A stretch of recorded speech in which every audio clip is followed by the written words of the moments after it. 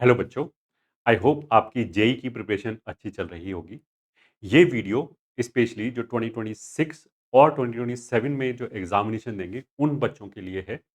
जैसा हम सब जानते हैं कि जो प्रिपरेशन है उसके चार पिलर्स होते हैं। सबसे पहले हो गया थ्योरी, दूसरा हो गया प्रैक्टिस, तीसरा हो गया रिवीजन एंड फोर्थ हो गया टेस्टिंग। तो each pillar has to be very strong to build a good foundation of preparation over these four pillars. It is very important कि हम इन चारों पिलर्स को अच्छी तरह बैलेंस्ड बना के स्ट्रॉन्ग करें।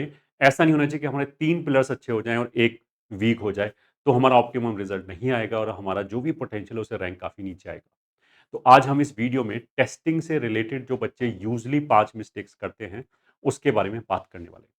Testing is a very important tool and बहुत सारे बच्चे कॉमन मिस्टेक्स ही करते हैं, जिसकी वजह से आगे जाके उनके पास इतना टाइम नहीं बचता है कि वो कोर्स करेक्शन कर पाए एंड अच्छी नॉलेज होते हुए भी वो एग्जाम में उसको कन्वर्ट नहीं कर पाते। तो काफ़ी बच्चों को इस तरह से भी फीलिंग आती है कि यार मेरे को आता तो काफ़ी कुछ था बट पेपर में somehow I was not able to convert into marks. तो उसका वो जो बीमारी है उसका वो इस बात का लक्षण है कि आपने जो टेस्टिंग है वो सही तरीके से नहीं की होगी। कोई भी रीज़न हो सकता है। जो मेजर 5 रीज़न हैं, उसके बारे में I will talk about in this video. तो लेट्स स्टार्ट। सबसे पहला जो कॉमन मिस्टेक है that is testing in the last. बहुत सारे बच्चे क्या होते हैं कि वो अपने आप को खुद भी जज नहीं करना चाहते। उनको डर लगता है कि मेरे मार्क्स कम आए तो मेरे को डिमोटिवेशन फील होगा। तो इसलिए वो सोचते हैं पहले मैं थ्योरी थ्योरी अच्छी तरह कर लेता हूँ, प्रैक्टिस कर लेता हूँ, बिल्कुल लास्ट में जाके टेस्ट दे देंगे। तो ऐसा नहीं है। तुम इसको ऐसे समझो कि अगर मान लिया मेरे को खाना खाना है तो उसमें मान लिया रोटी भी होगी, सैलेड भी होगा, ये ठीक है, और दाल भी होगी। तो ऐसा तो नहीं हो सकता कि एक दिन मैं केवल दाल पी लूँ, अगले दिन केवल रोटी खा लें, उससे अगले दिन केवल सैलेड खा लें। This is not the right way. इसमें जो बॉडी है वो बहुत बुरी तरह रिएक्ट करेगी। सेम थिंग ओवर हियर कि जो टेस्टिंग है उसमें बहुत सारी चीज़ें तो हम सीखते हैं कि ऑप्टिमाइजेशन हमें कैसे करना है, सब्जेक्ट के बीच में जो टाइम दिया जा रहा है उसमें क्या डिवाइड करना है, क्या-क्या चीज़ें देखनी है, कौन-कौन सी मेरी कॉमन मिस्टेक्स होती हैं। अच्छा, ये जो लर्निंग है, ये ऐसा नहीं है कि मेरे को बिल्कुल लास्ट वाले दिन हो जाएगी और मैं सारा कुछ सही से एग्ज़ीक्यूट कराऊँगा उससे अगले वाले टेस्ट में, ऐसा बिल्कुल नहीं है। इन सब लर्निंग को डाइजेस्ट करने में और उनको इम्प्लीमेंट करने में हमें अच्छा खासा टाइम चाहिए होता है। तो हमें जो टेस्टिंग है वो राइट अभी से स्टार्ट कर देनी चाहिए। कुछ बच्चों का माइंडसेट ये होता है कि मैं जल्दी-जल्दी पहले कोर्स खत्म कर लेता हूँ, 1-2 महीने पहले खत्म कर लेता हूँ, उसके बाद मैं टेस्ट ही टेस्ट दूँगा। This is not the right strategy. और जो भी बच्चा होगा, जिस भी पोटेंशियल का होगा, उसका जो रैंक है वो कम से कम 20 टू 30% उसमें डेंट लगेगा। अगर उसने ये वाला चीज़ किया है ना कि टेस्ट उसने पूरी प्रिपरेशन के दौरान दिया ही नहीं, बिल्कुल लास्ट में जाके किया। और टेस्टिंग से भी आपको बहुत सारी अपनी कमजोरी पता लगती है कि मेरे को इस टॉपिक में बहुत ज़्यादा कमजोरी है। तो अगर बिल्कुल लास्ट में जाके करोगे, तो बहुत सारे टॉपिक जिसमें आप आइडेंटिफ़ाई करोगे ये मेरी दिक्कत है, उसका हो सकता है कोर्स करेक्शन का टाइम ही ना मिले, उससे पहले हमारा मेंस का एग्ज़ामिनेशन आए। तो ये गलती कभी ना करें। चाहे सिलेबस हमारा जैसे मैंने सोचा हो कि नवंबर के लास्ट तक खत्म होना, भले ही वो दिसंबर के लास्ट तक चला जाए, but we should make sure कि हम टेस्ट अलोंग विद अपनी प्रिपरेशन दे रहे हैं, तभी बेस्ट पॉसिबल रिजल्ट आएगा। दूसरी बहुत बड़ी गलती क्या है कि टेकिंग टेस्ट विदाउट रिवीजन। मतलब कुछ बच्चे क्या होते हैं कि बस टेस्ट में जाके ऐसे ही बैठ गए। This is not right way. मतलब अगर आप प्रिपेयर्ड ही नहीं हो, तो जो आपके मार्क्स आ रहे हैं उसमें आपको हमेशा ही जैसे बोलते हैं ना डायलेमा रहेगा। आपको ये लगेगा शायद मैं रिवाइज करता तो मेरे 50 मार्क्स और आ जाते या 30 मार्क्स और आ जाते। तो अगर आप विदाउट रिवाइज किए हुए जाओगे, तो या तो अपने आप को बेवकूफ़ बनाओगे इस तरीके से सोच-सोच के, नहीं तो मेरे मार्क्स 130 नहीं है, मेरे 180 हैं, क्योंकि 50 मार्क्स तो मेरे रिवीजन की वजह से चले गए। ये बोलने से आपके मार्क्स नहीं बढ़ जाएँगे। तो रिवीजन करना बहुत ज़्यादा इम्पोर्टेंट है थ्योरेटिकल पॉइंट्स का। जब हम एक चैप्टर पढ़ते हैं तो उसमें हमारा दिमाग काफ़ी अच्छा चल रहा होता है, बट जैसे-जैसे टाइम बीतने लगता है वो हमारे दिमाग में धुंधला होता जाता है। तो इट इज़ वेरी इंपॉर्टेंट कि हम नोट्स की रीडिंग लगाएँ, क्यूमुलेटिव रीडिंग लगाएँ हर टेस्ट से पहले। तभी हमें अपना ट्रू पोटेंशियल पता लगे, तभी हमें एग्ज़ैक्टली पता लगे किस-किस टॉपिक में दिक्कत है। वो रिवीज़न की वज़ह से दिक्कत थी या जो कॉन्सेप्ट है वो मेरे को समझ में नहीं आए, इस वज़ह से दिक्कत थी। अगर कॉन्सेप्ट की वज़ह से दिक्कत थी, तो उसके ऊपर हम काम कर सकते हैं। उससे रिलेटेड जो क्वेश्चन्स हैं वो और सॉल्व करके उसको स्ट्रॉन्ग कर सकते हैं। अदरवाइज़ डायलेमा बना रहेगा। तीसरा मेजर मिस्टेक क्या है? Giving test in each subject individual. कुछ बच्चे ऐसा होता है कि फिजिक्स यहाँ पे पढ़ना है, केमिस्ट्री यहाँ पे पढ़े, मैथमेटिक्स यहाँ पे पढ़ते हैं, तो वो अलग-अलग टेस्ट देते हैं 1-1 घंटे के। या फिर ऐसा भी हो सकता है कि मान लिया वो किसी इंडिविजुअल मतलब किसी कोचिंग में पढ़ रहे हैं और किसी इंडिविजुअल टीचर्स के यहाँ पे मान लिया फिजिक्स पढ़ रहे हैं। अब फिजिक्स वाले सर हो सकता है कि तीनों का पेपर आपको दे देते हों, तो दिस इज़ नॉट डन। अगर आपने तीनों अलग-अलग टेस्ट दिए हैं, तो देखो जो पेपर में 3 घंटे आते हैं, वो 1-1 घंटे में अलग-अलग पेपर नहीं मिलते हैं। This is very very important जो टाइम मैनेजमेंट है, अगर केमिस्ट्री का कुछ टाइम कट करके मैथमेटिक्स को देखना ताकि दोनों ही ऑप्टिमाइज़ हो पाए। Plus there are so many variations between the shift के किसी में मैथ्स टफ आ गया, किसी में मैथ्स ईज़ी आ गया, तो ये जो टाइम जो डिवीज़न है वो भी डायनामिक है, वो भी बहुत चेंज होता रहता है डिफ़िकल्टी लेवल के हिसाब से। सब्जेक्ट के में जो डिफ़िकल्टी लेवल है उसके हिसाब से, एक पर्टिकुलर टॉपिक में या पर्टिकुलर चैप्टर में कितनी डिफ़िकल्टी लेवल है उसके हिसाब से काफ़ी डायनामिक होता है। तो जब तक आप डिफरेंट टेस्ट के पेपर 3 आवर्स वाले अच्छे बने हुए पेपर, ऐसा नहीं कि फिज़िक्स वाले सर ने फिज़िक्स का तो अच्छा बना दिया, बट 2 सब्जेक्ट का उन्होंने टेलीग्राम से लाके डाल दिया। That is not done because जो आईआईटी जेईई में शिफ्ट आता है that you should be able to understand कि उसमें 99 परसेंटाइल 150 मार्क्स पे भी आ जाता है और 240 मार्क्स पे भी आ जाता है। तो this is a huge variation. तो अगर आपको ये वाली चीज़ें टैकल करनी है, हर तरह का पेपर टैकल करना है, तो आपके पास भी ऐसा टेस्ट होना चाहिए जिसमें हर तरह का टेस्ट दिया जा सके, ताकि वहाँ पे जाके हमें शॉक ना लगे। नॉलेज वही है, बट अगर वहाँ पे मैंने जैसा मेरी शिफ्ट में पेपर आया है, अगर वो काफ़ी अनएक्सपेक्टेड सा पेपर आ गया तो तुम्हें वहाँ पे बहुत ज़्यादा शॉक लगेगा और परफॉर्मेंस बहुत बुरी तरह गिर जाएगा। एवरी ईयर ऐसा होता है। 2024 में जो 27 जनवरी वाला पेपर है, उसके भुक्तभोगी आज भी बहुत सारे बच्चे जो आईआईटी डिज़र्व करते थे, वो एनआईटी में बैठे हुए हैं। और ऐसे बच्चों से मेरी बात भी होती है, तो उन्होंने बोला था कि हमने टेस्ट नहीं दिए थे, लास्ट में आके कुछ टेस्ट दिए थे, जिसकी वजह से ये हो गया। तो this is very important factor कि हम पेपर 3 घंटे का दें, वेल बैलेंस्ड पेपर दें। मतलब एक ही जगह से पेपर दें, जैसे हमारी अभी टेस्ट सीरीज़ स्टार्ट होने वाली है, या फिर जो बच्चे हमारे यहाँ पढ़ रहे हैं, उनको जब हम टेस्ट देते हैं, तो हम पूरी एक स्टोरी राइट करते हैं कि इस तरह का पेपर, पेपर नंबर 3 होगा, इस तरह का पेपर, पेपर नंबर 5 होगा। हर टेस्ट का पेपर देते हैं, and that is the reason we take so many test in JEE mains में। आपको खूब सारे पार्ट टेस्ट मिलेंगे, फिर उसके बाद उसके अंदर यूटीएस मिलेगा, यूटीएस के अंदर 20-20 टेस्ट दिए जाएँगे। तो ये सारा कोई बच्चा अगर दे देगा, तो ऑफ़ कोर्स एक तो खूब सारे नंबर ऑफ क्वेश्चन्स की उसकी वैसे ही प्रैक्टिस हो रहा है, दूसरा वो हर तरह के पेपर के वेरिएशन से गो थ्रू हो जाएगा, तो पेपर कैसा भी आए उसको उतना शॉक नहीं लगेगा, चाहे कितना भी एक्सट्रीम पेपर आ जाए, उस तरह का पेपर हमने ज़रूर इसमें ले रखा होगा। तो he will be well equipped pay to deal with any kind of paper. तो दिस इज़ वेरी इंपॉर्टेंट। कुछ बच्चे इसको निग्लेक्ट कर देते हैं कि अभी तो मैं चलो इंडिविजुअल सब्जेक्ट के दे देता हूँ और लास्ट में जाके मैं फुल सिलेबस टेस्ट तीनों मिला के एक जगह दे दूँगा। बट जो मैंने बोला कि जो जेईई मेन का पेपर है वो रिलेटिवली ईज़ी आता है, तो उसमें टाइम मैनेजमेंट हो गया, क्वेश्चंस को छोड़ना हो गया, एक क्वेश्चन की डिफ़िकल्टी लेवल एक सब्जेक्ट की डिफ़िकल्टी लेवल दूसरे सब्जेक्ट को इफ़ेक्ट करती है कि हम हो सकता है कि जानबूझ के मैथ के क्वेश्चन 5 छोड़ के आ जाएँ to score well in physics, because हो सकता है कि उस मैथ के 5 क्वेश्चनों में बहुत ज़्यादा लेंथी कैलकुलेशंस हो और उसी कॉस्ट पे हम केमिस्ट्री के अंदर या फिजिक्स के अंदर हमें ऐसे क्वेश्चंस मिल रहे हैं कि हम 5 की बजाय 10 क्वेश्चन कर लें वहाँ पे, तो of course it is IQ का क्वेश्चन क्या हम फिजिक्स के क्वेश्चन करेंगे, ज़्यादा नंबर ऑफ क्वेश्चन करेंगे, ज़्यादा मार्क्स लेके आएँगे। तो अगर आप इंडिविजुअली पेपर दोगे, तो ये वाली चीज़ टेस्ट नहीं होगी, तो it is very important fact. 4th is pre decided fixed time for each subject, this is the perfect recipe for disaster. अगर कुछ बच्चे ऐसे बोलते हैं ना कि नहीं मैं फिजिक्स तो 1 घंटे में करूँगा, केमिस्ट्री 40 मिनट में करूँगा और मैथ 1 घंटा 20 मिनट में करूँगा। पहले से डिसाइड कर लिया विदाउट पेपर देखे हुए कि पेपर में क्या टफ आएगा, क्या ईज़ी आएगा, कितना टफ आएगा और कितनी ज़्यादा कैलकु अगर ईज़ी है तो कैलकुलेशन कम वाले क्वेश्चन है, ज़्यादा वाले कैलकुलेशन है। तो इसीलिए इस तरह की स्ट्रैटेजी बनाने वाले बच्चे एक्चुअल पेपर में बहुत ही बुरा परफ़ॉर्म करते हैं। जो पेपर अटेम्प्ट करने का बेस्ट तरीका है, किसी भी तरह के पेपर को डील करने का तरीका है, वो सिंपली राउंड 2 स्ट्रैटेजी, राउंड 1 और राउंड 2 लगाओ। राउंड 1 में ईज़ीएस्ट और जो बहुत लेंथी ना हो कैलकुलेशन वाइज़ ऐसे क्वेश्चन करते हुए चले जाओ। जो क्वेश्चन समझ में ना आए, जिसपे सोचना पड़ रहा है, उसको छोड़ते हुए चले जाओ। फर्स्ट राउंड में जिस बच्चे का भी प्रिपरेशन ठीक-ठाक है, वो अपना सिलेक्शन इंश्योर कर लेगा।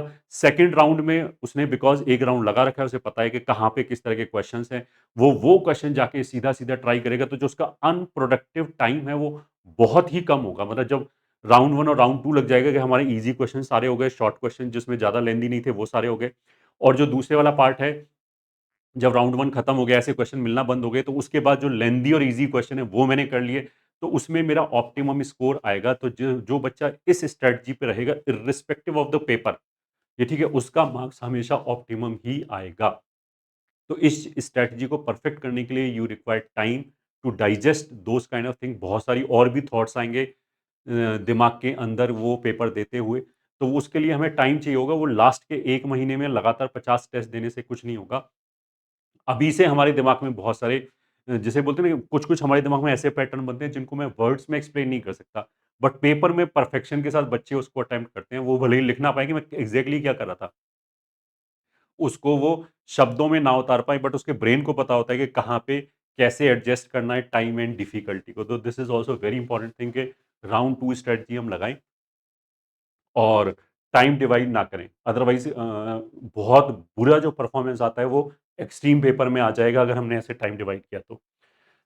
Fifth mistake is no post analysis, मतलब हमने पेपर दिया और बच्चे बस दिमाग में उन्होंने सोच लिया कि घर पे आके मेरे से इतने क्वेश्चन और हो गए, मेरा ये पोटेंशियल स्कोर था, दिमाग में सोच लिया, कहीं कुछ नहीं लिखा। तो this is very important thing, जब हम टेस्ट दे रहे हैं तो basically we are trying to optimize our score कि हम कम से कम नेगेटिव करें, कम से कम मिस्टेक करें, ज़्यादा से ज़्यादा हमारा मार्क्स आए, क्वेश्चन सिलेक्शन हमारा अच्छा होना चाहिए। तो मेरे को एक एनालिसिस तो होनी चाहिए, कहाँ मैंने टाइम वेस्ट किया, कहाँ नहीं किया।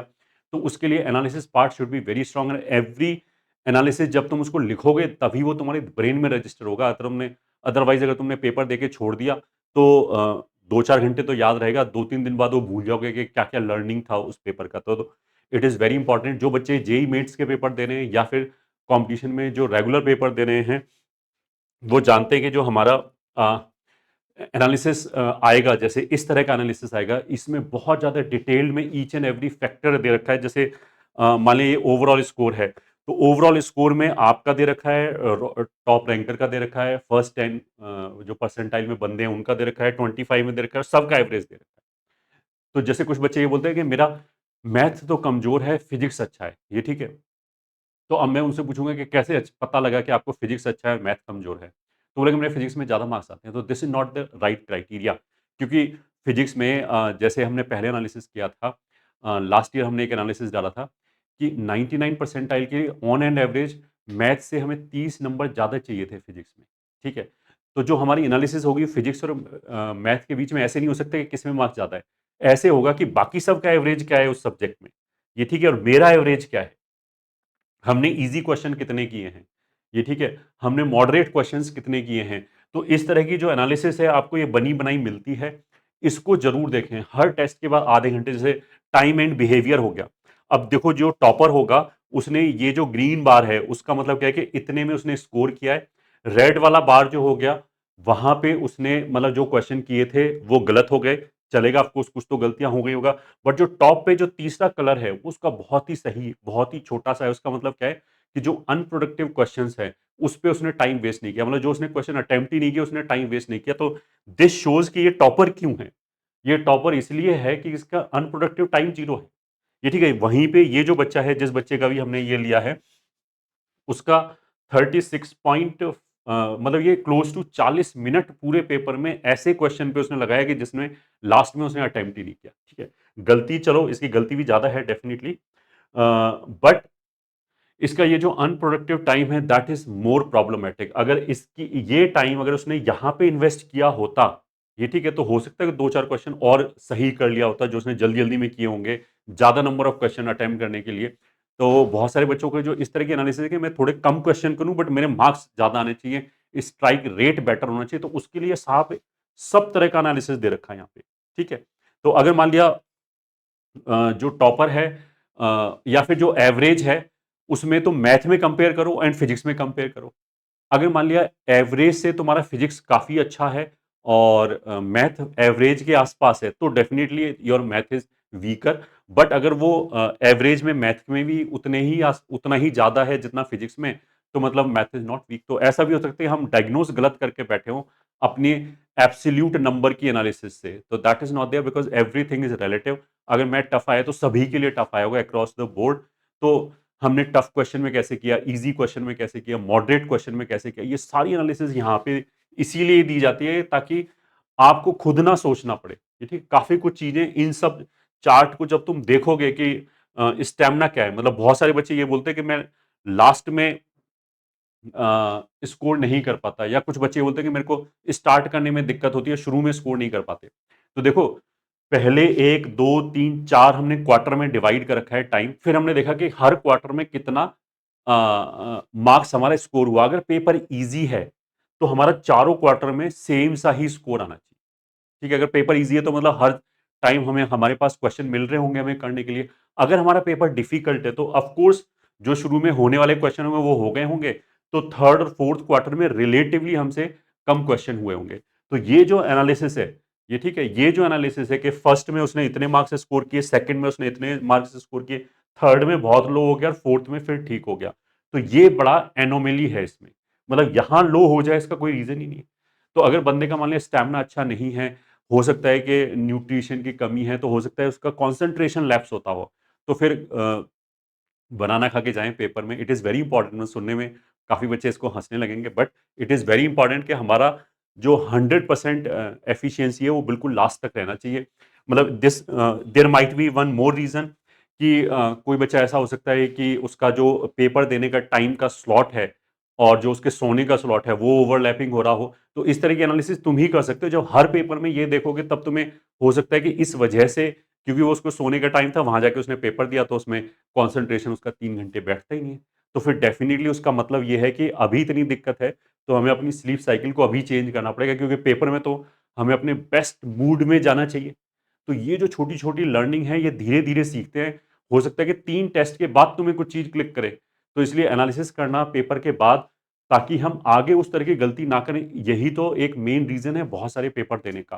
तो I hope you will be following all these tips and test आप अभी से देना चालू करोगे। हर तरह के टेस्ट दोगे, मतलब इजी भी, मॉडरेट भी, टफ भी। क्योंकि किसी किसी इंस्टीट्यूट में क्या होता है, फील गुड कराने के लिए बहुत इजी क्वेश्चन दिए जाते हैं, तो उनको लगता रहता है कि हाँ मेरे को तो बहुत कुछ आता है, बहुत कुछ आता है।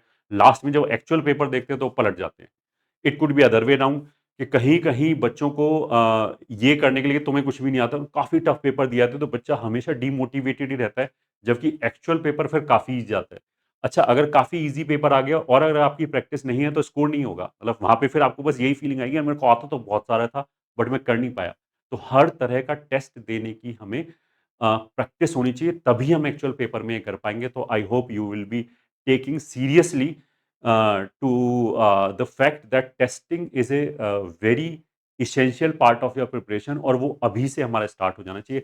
टेस्ट से रिलेटेड या और भी किसी प्रिपरेशन से रिलेटेड अगर आपको कोई डाउट है तो डाउट कमेंट सेक्शन में ज़रूर पूछिए। We will try to answer each and every one of you. All the very best. I hope you will be rocking and you will be giving your best shot in your coming JEE.